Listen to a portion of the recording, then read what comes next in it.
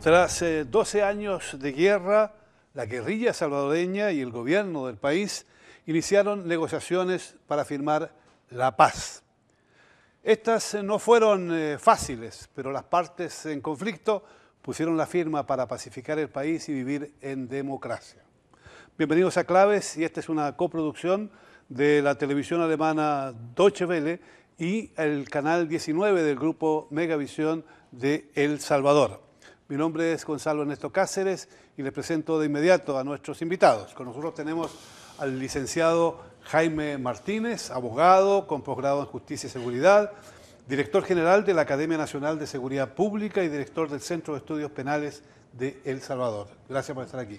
Muchísimas gracias. Nos acompaña también el licenciado Ricardo Rivera, quien es historiador, filósofo, originario de Barcelona, España, radicado en El Salvador desde 1977, docente, investigador del Departamento de Filosofía de la UCA, esta es la Universidad Católica Jesuita de San Salvador, y también de la Escuela de Ciencias Sociales aquí en este país.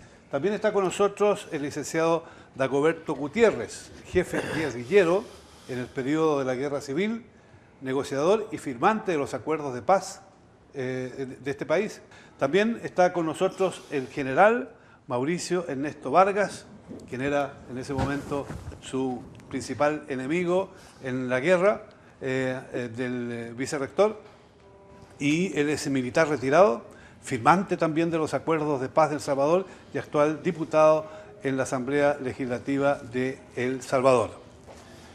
El proceso de paz de El Salvador es visto como un referente para los colombianos, no por todos evidentemente, pero hay quienes piensan que sí, que el proceso de paz, el difícil proceso de paz que llevan adelante los colombianos podría, sin lugar a dudas, ser un referente para facilitar algunas cosas y para evitar que se compliquen otras.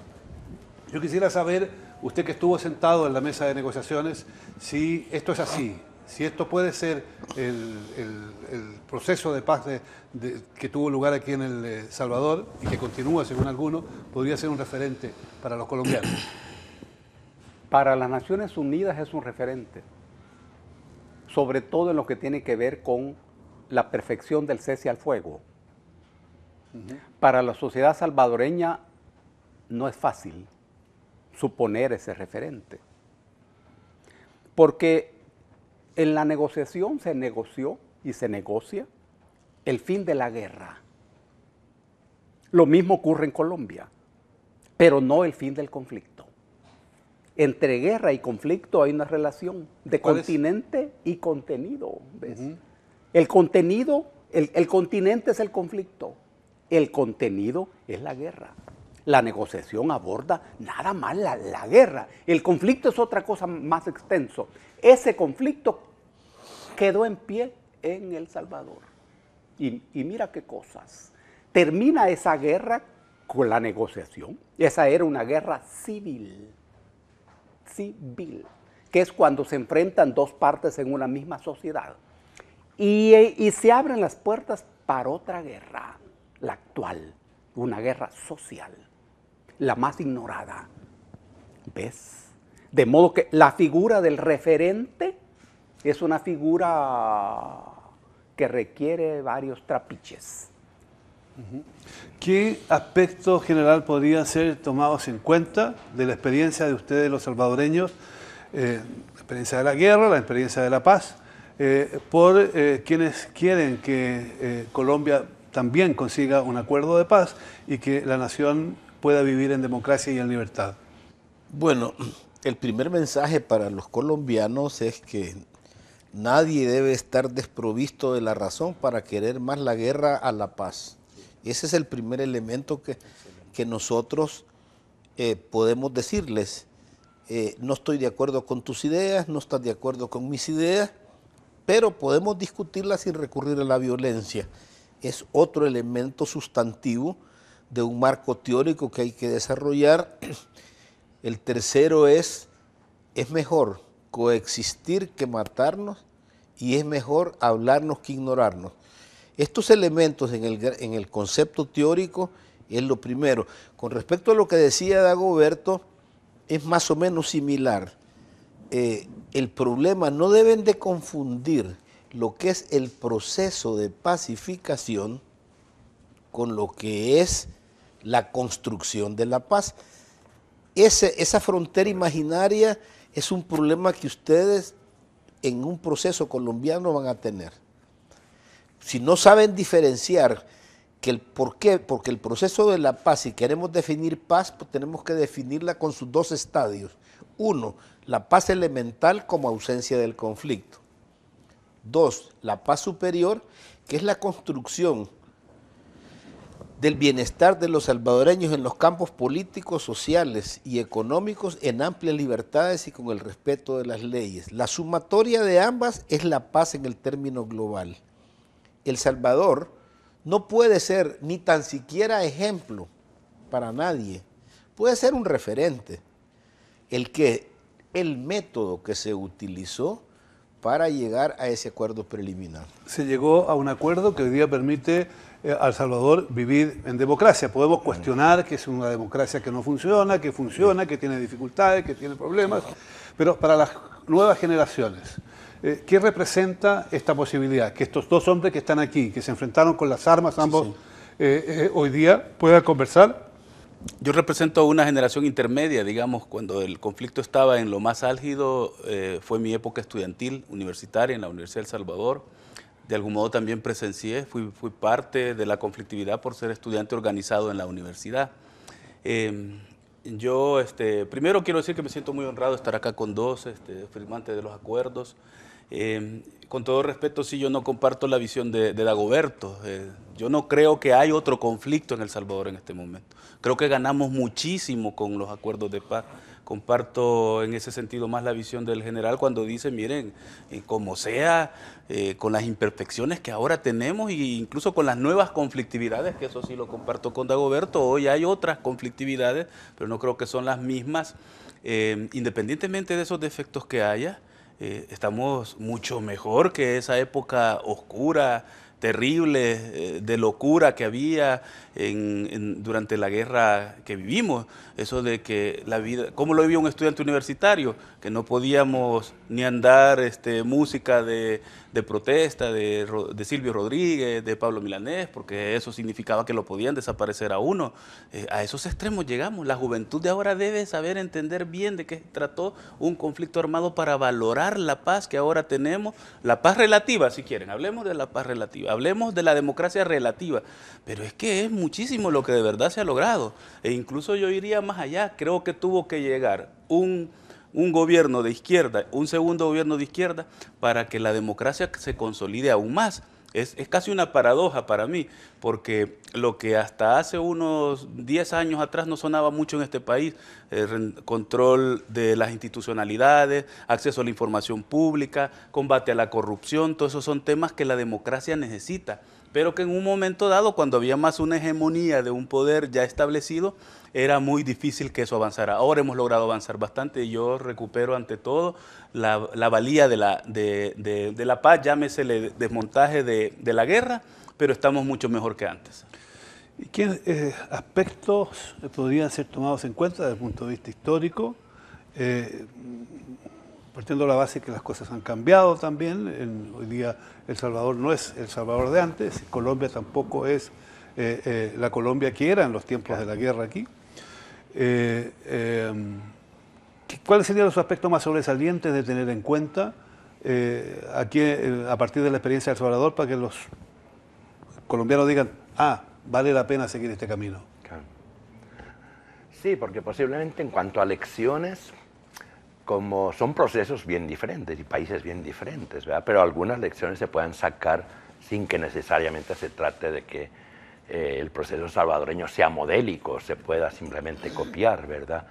Dicho muy esquemáticamente, la negociación y el acuerdo de paz trajo, por un lado, la paz, ¿verdad? En segundo lugar, un cambio de régimen político. Aquí había habido dictaduras pues hasta el golpe de Estado del 79 y después un periodo de guerra civil, de forma que hay un periodo donde en realidad no hay ni democracia ni dictadura militar, ¿verdad? Sino que dependería del desenlace.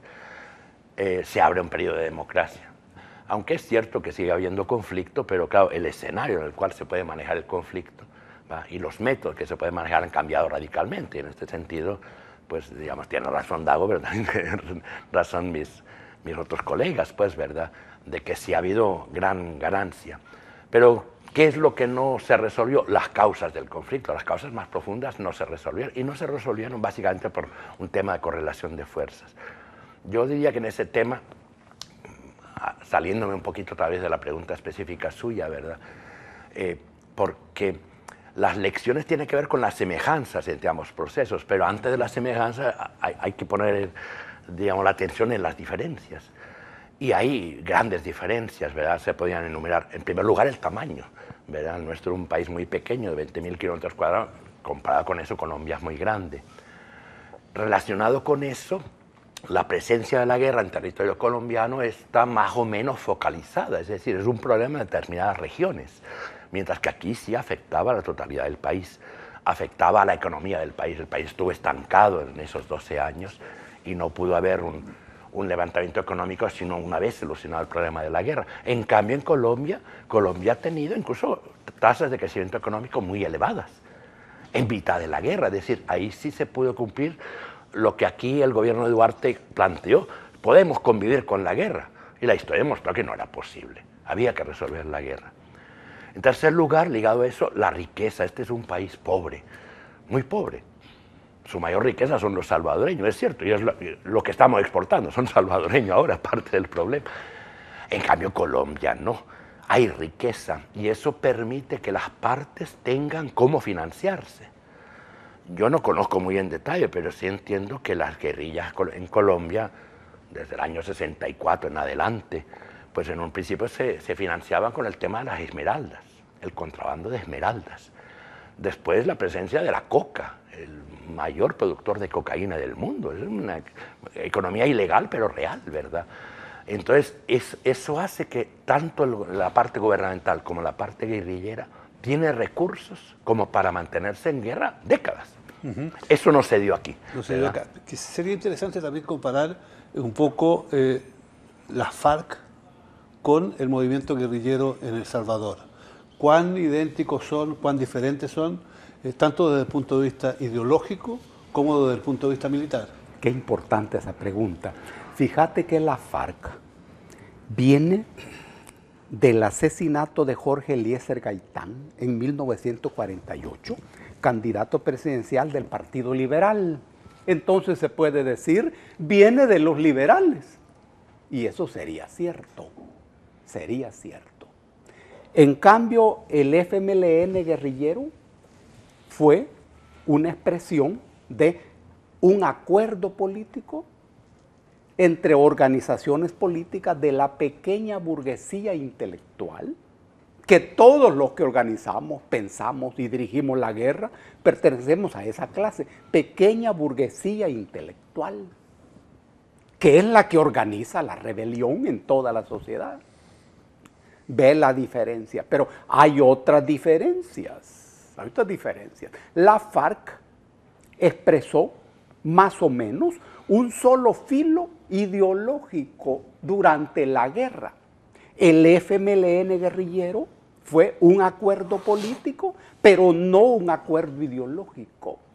Fue más bien una organización guerrillera de derechas con bastante peso anticomunista. Y Washington en general no estudió científicamente lo que ocurría en este pequeño país. ¿Ves? Esa es otra diferencia. Nosotros éramos una guerrilla muy pobre, muy pobre. La FARC no se caracteriza por esa pobreza. Otra, la guerra de nosotros era una guerra de todos los días, muy profesional, muy intensa. Yo peleé, por ejemplo, en el frente de Guazapa. Ahí peleamos desde las 5 de la mañana a las 4:30 de la tarde, todos los días. No había vacaciones. Ni el 31 de diciembre, Gonzalo. No estés pensando vos que, pero descansaron el 31 de diciembre, ¿cómo has de estar pensando? No, no. Ni Nochebuena. ¿Ves? Es que Guazapa queda a 5 minutos en helicóptero de la capital. En cambio, Colombia es otra guerra. Es otra guerra y quizás también el ejército de El Salvador en ese entonces era completamente diferente a lo que es hoy día el ejército salvadoreño, colombiano quiero decir. Hay indiscutiblemente que sí. Acuérdese que primero Colombia viene caminando desde el Pacto de Lleras entre liberales y conservadores, donde prácticamente viene un movimiento de una situación X a una democratización de la institucionalidad y del país. Nosotros estábamos en la línea del Pacto de Lleras. En El Salvador estábamos tratando de reeditar el Pacto de Lleras para abrir el proceso democrático.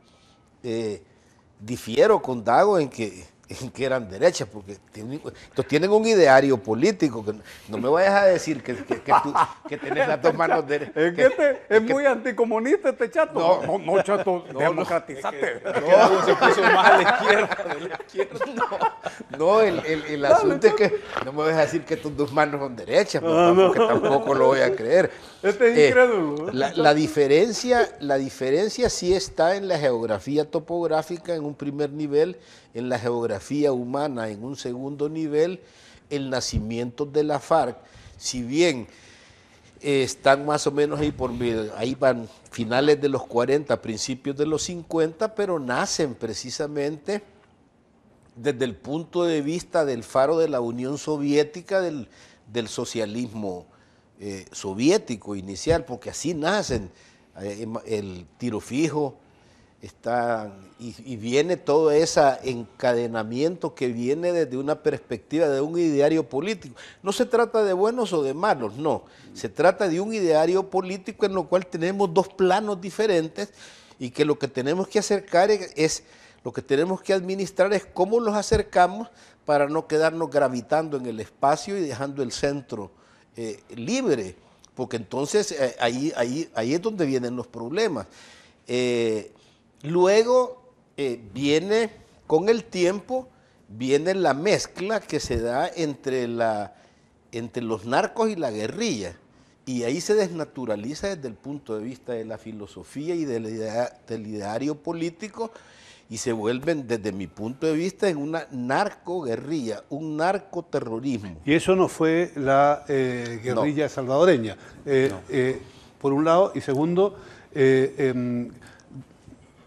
¿qué podría pensar o hacer pensar que el proceso que se siguió de paz aquí en El Salvador pudiera tener alguna similitud? ¿En qué aspecto podría ser similar? ¿Qué experiencias se podrían recoger de lo que vivieron ustedes acá? Bueno, yo quisiera referirme en especial a las expectativas que las poblaciones que han sufrido la guerra deben tener en este momento. Y creo que ahí sí hubo resultados bastante positivos del proceso de paz en El Salvador, y esperaría yo que en Colombia, aunque también ahí hay unas grandes diferencias porque Colombia, quieras o no, tampoco está viviendo totalmente una situación de una dictadura, es una democracia con todo y las desventajas que eso significa, tiene cierta consolidación institucional, pero falta mejorarla, falta perfeccionarla. Yo creo que los colombianos ganarían mucho, porque nosotros, desde esa perspectiva que yo decía de la población civil o de las víctimas, se ganó en la creación de un nuevo tejido institucional. Eso es muy importante. Las principales reformas que surgen de los acuerdos de paz tienen que ver con el uso de las Fuerzas Armadas y del tema de la seguridad pública. Hasta ese entonces, en El Salvador, la Fuerza Armada dominaba todo el ámbito de la seguridad nacional, entendida que abarcaba la defensa del territorio, defensa nacional como tal, y la seguridad interna también, como seguridad pública. Para ese entonces no había distingos. Habían cuerpos diferenciados, pero tenían una centralidad de una matriz de carácter militar. Esto se reforma, es el principal acuerdo. La Fuerza Armada se dedica a su labor nada más de defensa de la soberanía y del territorio. Se sientan las bases para hacer un ejército más profesional, que creo que se ha logrado bastante eso. Y también surge una ramificación de la seguridad pública en manos de un cuerpo profesional también, que por primera vez surge en el país una policía autónoma de las Fuerzas Armadas, un cuerpo que de acuerdo a la Constitución es el responsable de garantizar la seguridad en todo el territorio. A la par de la policía surge también la Academia Nacional de Seguridad Pública, que es la que he tenido el honor de dirigir en los últimos casi 7 años. Y me parece que ahí hemos ganado bastante en términos de tener instituciones novedosas. Surge la Procuraduría para la Defensa de los Derechos Humanos, se reforma el órgano judicial, los jueces de la Corte Suprema ahora son elegidos de otra manera, trata de ser lo más democrático posible.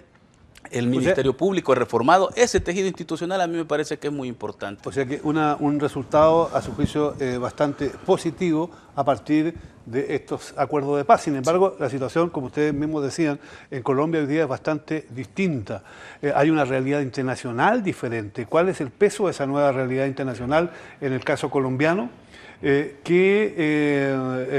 perspectiva le ve usted a esos acuerdos de paz? ¿Cómo entiende como historiador las dificultades que hayan habido en función también de los problemas que se vivieron aquí en El Salvador en el pasado? Correcto. Aún entendiendo de que en Colombia probablemente es más complejo, ¿verdad? Es más complejo. No solo por lo grande, sino también por el hecho de que la izquierda alzada en armas nunca llegó a unificarse. Lo que está ahí predominando, y yo creo que esto es una semejanza con lo que fue el caso de El Salvador, es una situación de agotamiento, ¿verdad? De que el conflicto demasiado se prolongó, demasiado se alargó. En el caso de Colombia, pues son casi 50 años o algo así de conflicto.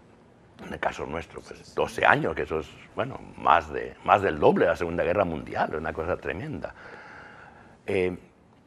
No sé si, espero que los colegas que están aquí que participaron directamente no se vayan a sentir ofendidos, pero yo siento que el proceso de negociación y de paz en El Salvador tuvo que ver con la situación de la incapacidad de poder ganar la guerra, después de haber buscado por todos los medios, ambos partes. Al final se expresa en el discurso de que con el acuerdo de paz es una victoria del pueblo salvadoreño, etc. Pero en este caso yo creo que esas palabras son ciertas. Quien realmente gana es la población, pero quien determinó que los guerreros se sentaran a negociar fue justamente la presión de la población, que ya estaba cansada del conflicto, que estaba presionando para que no siga. Incluso los voceros de las delegaciones a veces lo expresaban en los medios. Aquí el que se levanta en la negociación pierde, ¿verdad? Aquí si no estamos condenados al éxito, hay declaraciones así. ¿Por qué? Porque la presión política del propio pueblo salvadoreño, yo lo he calificado, y repito, tal vez algunos se podían sentir ofendidos, que fue una negociación de perdedores. O sea, la imposibilidad de ganar la guerra. Entonces, ante eso hay que darle una salida. Esa imposibilidad de ganar la guerra, para algunos observadores también se ve en Colombia. Correcto. No está en condiciones el ejército, con toda la infraestructura que dispone, de terminar con la guerra, por las razones que sean. Pero eso por un lado, y por otra parte, tampoco la guerrilla está en condiciones de ir más allá de donde está. Pero es que lo estamos viendo desde un punto de vista clásico y no estamos planteando una guerra regular y una guerra irregular, que son dos elementos completamente diferentes. Yo mantengo mi autoestima desde el punto de vista que la razón primó más que la majadería. ¿Y eso no prima en Colombia? Pues eso es lo que debería de primar en un momento determinado. Pero hablar no es que me sienta, sino que creo que la premisa no es correcta. Estos señores tenían el tiempo y todo lo que quisieran para hacer eterno ese conflicto y nosotros teníamos igual. Eso de que la guerra este-oeste, sí, es parte de la diplomacia multilateral. También Shevardnadze reuniéndose con Baker, Contadora, unidas generan esquipulas, eso se llaman procesos, esa es la acumulación de la paz. Pero yo le digo, aquí si no hubiese primado una ventanita de razón, sí, Y esa ventanita de razón podría ser, nos vamos a quedar solos, no tenemos dinero, somos un país demasiado pobre, pero es un esquema de razón, no es un esquema de rendición. ¿Cuáles eran entonces las razones que llevaron a la negociación y al fin de la guerra?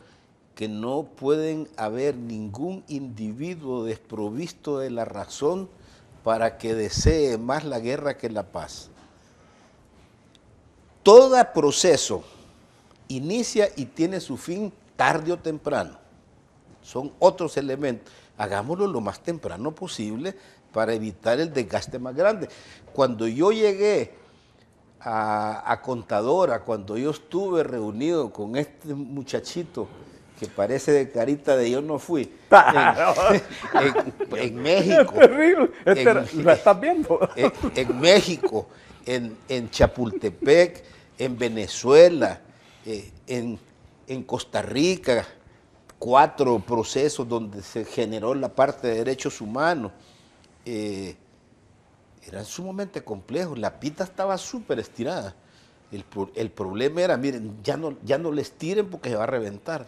¿Sí? ¿Ve usted, general, que hay que la razón en la que está en el centro del pensamiento de los militares colombianos y del gobierno que está detrás, y también la razón en la que lleva a los guerrilleros de Colombia a sentarse en la mesa de negociaciones?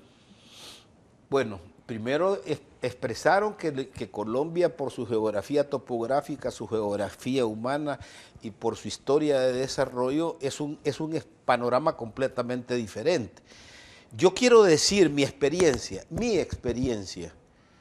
Yo en ningún momento creí que el FMLN iba a continuar con su ideario político socialista, aunque tienen todo el derecho, y que lo iban a impulsar con tanta fuerza. Y cuando leí sus declaraciones de 2 altos dirigentes, cuando uno dice, la estrategia de negociación la insertamos en un proceso más amplio, la cual no implica renunciar a la revolución, que lo hacen ese libro y lo hacen después. Y cuando el otro dice, hemos entrado a la democracia no para que nos cambie ella, sino para cambiarla nosotros. Ay, dije yo, aquí ya estamos hablando claro. Entonces vamos a competir, pero entonces compitamos en igualdad de condiciones y yo hago las 3 preguntas clásicas. ¿Es porque la guerrilla, la FARC, están sentados porque el peso de la fuerza aplicada en los últimos 8 o 9 años los hace recapacitar? Esa es la primera. La segunda, están utilizando la táctica de los vietnamitas. Hablemos y dialoguemos para debilitarlos y bajarles la moral. Tercero, estamos realmente diciendo, bueno, miren, ¿por qué no nos metemos al campo político? Si nos metemos al campo político, no necesitamos estar en la jungla para mover la droga, sino que hacemos un narcoestado. Entonces vengo yo, mis 3 preguntas, son 3 hipótesis, y esas 3 hipótesis tengo que desarrollarlas porque tengo que estar prevenido para lo que me pueda venir hacia el futuro después de las decisiones que yo tome. Sí, nos vamos a lo que es hoy día los diálogos, son hoy día los diálogos de paz en Colombia y los diálogos que fueron aquí en El Salvador. ¿Habían diferencias al interior de la guerrilla? Sí. ¿Cuán sólidas eran esas diferencias y cuán profundas eran? ¿Y cómo a pesar de las diferencias se selló un proyecto de paz y se firmó? Eso por una parte. Y segundo, ¿por qué no se optó por una vía de mayor guerra? ¿Es que ya no creían en la revolución? ¿Es que ya en ese momento dijeron, señores, el único camino posible es aquí construir paz social, bienestar a través de la democracia? No. Pero qué buena pregunta y qué buena reflexión. Rápido, ¿por qué se negoció en la guerra en El Salvador? 1, porque se derrumbó la Unión Soviética y dejó al argumento de los Estados Unidos de que la Unión Soviética movía todo sin piso y sin techo. 2. Por la ofensiva militar de 1989, que demostró que toda solución militar al conflicto requería mucho más años, mucho más tiempo, independientemente de quién la ganara, esa es otra cosa. Y Washington se consideraba dueño del mundo porque se había derrumbado la Unión Soviética y entonces no iba a invertir recursos en una guerra en un país como esta. Y 3, Gonzalo, Washington decidió terminar la guerra de manera negociada. Mira qué tema. 3 razones. ¿Por qué se negocia en Colombia? Porque hay allí una burguesía, la que representa a Santos, que considera que para la consolidación de su poder, esa guerra debe terminar. Estamos hablando de intereses políticos e intereses económicos. 2, porque la FARC no conviene a sus intereses y que hay condiciones adecuadas, uno no sabe en qué se basan, pero son ellos los que toman decisiones, para intervenir en la política partidaria de Colombia. Y 3, porque geopolíticamente, para que Colombia se desempeñe en el escenario internacional, incluso Gonzalo, como miembro de la OTAN, necesita resolver esos conflictos que ahora hay. Hoy sigue el ELN y vamos a ver cómo le hace con los paramilitares. Bueno, ahora, nosotros, la guerrilla nuestra, estaba de acuerdo políticamente. El FMLN guerrillero fue una tacita de porcelana, enfrentados ideológicamente, totalmente. ¿Quiénes eran comunistas ahí? Nosotros éramos el Partido Comunista. ¿Y las otras fuerzas eran comunistas? No, de derecha. Y anticomunistas. Ve qué maravilla. Esto demuestra que lo fundamental es el acuerdo político y no el acuerdo ideológico. La ideología es tu sangre y es tu carne, sí, pero con eso no se negocia. Pero lo político sí, mira la sabiduría. ¿Eso impidió que hiciéramos una guerra brillante? No. Otra historia, pero es necesario quizás tenerla en cuenta de cara a la Colombia de hoy. Hoy día hay, aparte de la guerrilla y las negociaciones, hay otros actores que están en el panorama. Desde luego el gobierno y los partidos que lo apoyan, pero hay un partido muy fuerte que lo rechaza y que trata de boicotear el proceso de paz en Colombia por todos los medios. Y además de eso, hay una serie de otras fuerzas militares incluso que juegan su carta. Ese panorama es completamente distinto al panorama del Salvador de entonces, además porque los intereses económicos son demasiado fuertes. ¿Qué perspectivas puede tener para esa situación, para que esa razón de la cual hablaba el general se imponga y para que realmente se pueda firmar una paz en Colombia? Claro, es más complejo por esto, ¿verdad? Porque no hay unanimidad en que la única salida razonable y racional es una solución negociada al conflicto. Eso se logró aquí en El Salvador. Hubo algunas voces disonantes, pero digamos, el presidente Cristiano no sufrió ningún intento de golpe de Estado, ¿verdad? No hubo ninguna unidad militar que se rebelara respecto a lo que se estaba negociando, ¿verdad?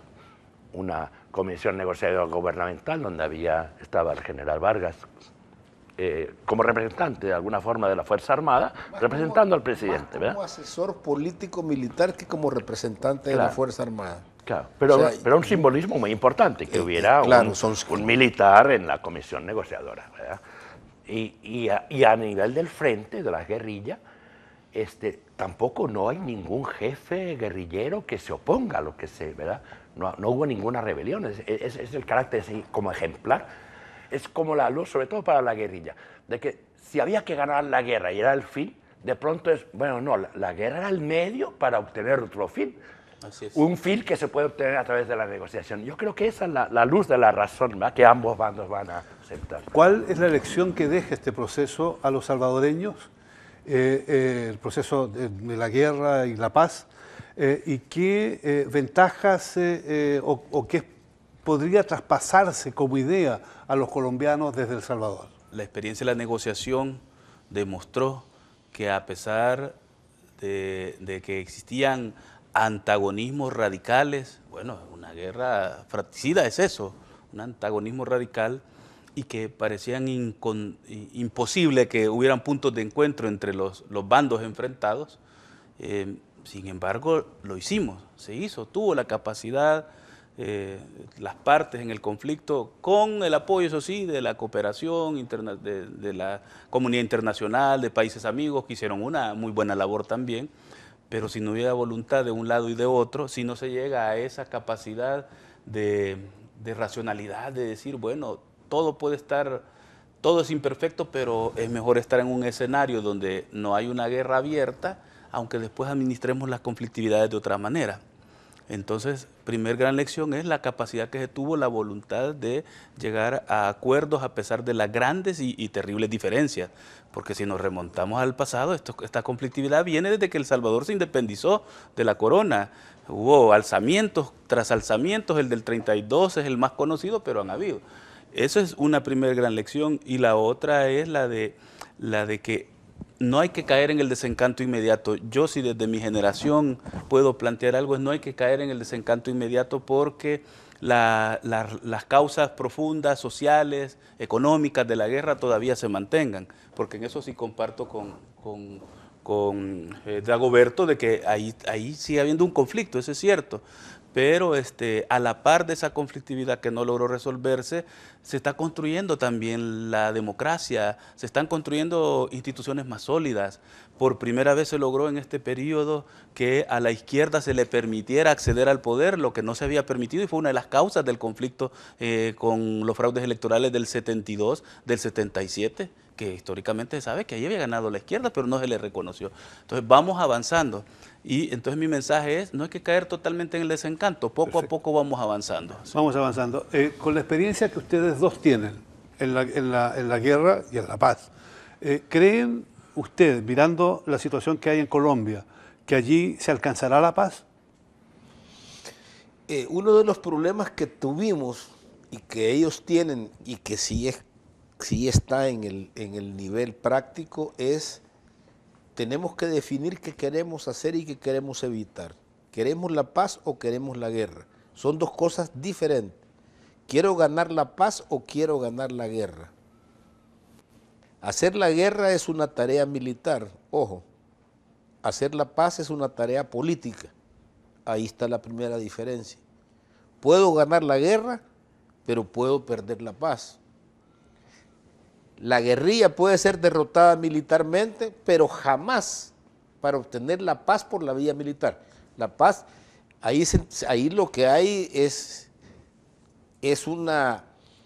prácticamente una derrota, es el ganador va con unos elementos, el otro con otros elementos, y no confundan, el proceso de paz es lo más fácil, la construcción de la paz es lo más difícil. Nosotros, mi experiencia, y no sé si la va a compartir Dago y los amigos con los que estamos en el panel, nosotros hemos tenido problemas y no hemos avanzado en la construcción de la paz. Visto desde El Salvador, visto desde la perspectiva de un guerrillero de entonces, porque ahora me imagino que ya no lo es. Oye, francotirador. Visto de la perspectiva de un guerrillero, ¿tiene confianza que en Colombia se pueda sellar la paz? ¿Y qué perspectiva le abriría, visto desde El Salvador, a su país y con la experiencia de usted, una paz sólida en Colombia? Mira, los colombianos y colombianas no deben olvidar nunca las siguientes cosas. Uno, que en este momento se está negociando en su país el fin de la guerra. Nada más el fin de la guerra. No se está negociando ni resolviendo el conflicto. El conflicto. Por favor, colombianos, no confundan eso. 2. Deben de saber que solamente negocian los fuertes. Para negociar hay que ser fuerte. Los débiles no negocian nunca. Y con los débiles no se negocia. 3. Que la negociación no depende de la buena fe, ni del buen corazón, ni de la confianza de los interlocutores. Depende de lo que se llama correlación de fuerzas, tanto nacional como internacional. 4, por favor, colombianos, no olviden ustedes la necesidad de hacer política. Cuidado cómo se equivocan y entienden que cuando termine la guerra, otros deben hacer la política por ustedes. Yo sé que ellos tienen organización, hemos hablado con ellos aquí, han venido y tienen mucho trabajo político. Hoy es el momento de redoblar, triplicar la fabricación de política de la gente. Siempre las negociaciones resultan ser procesos elitistas. Por eso es importante que en la agenda que el ELN ha negociado, el primer punto es participación de la sociedad en la negociación. Hagan política. Hagan política, un punto de vista muy importante y sin duda alguna los procesos de paz suelen ser tan dolorosos como la guerra, pero los frutos de esa paz sin duda alguna van en beneficio de toda la población y por qué no decir del mundo. Partiendo de la base también claro que si bien es cierto se alcanza la paz, como aquí se ha dicho, no se resuelven los problemas del presente ni todos los problemas del futuro. Ese es un largo camino todavía. Gracias por acompañarnos, gracias por estar con nosotros.